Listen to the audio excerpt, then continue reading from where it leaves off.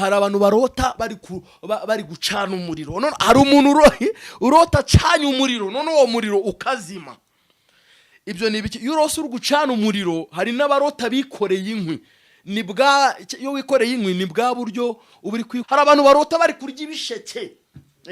Iyo urose uri kurya igisheke mu mwuka Imana ari gihe nk'umukobwa n'umusore baba bari kurambagizanya, cyangwa ugeze mu gihe cyo kurambagiza. Ibyo bintu byo kurambagiza urabizi spire.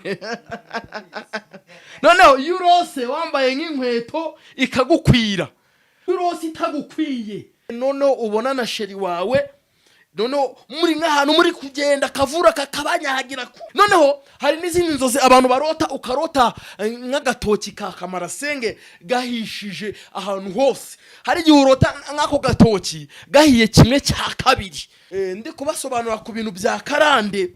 Hari abantu bagiye baduha ibintu bagiye barota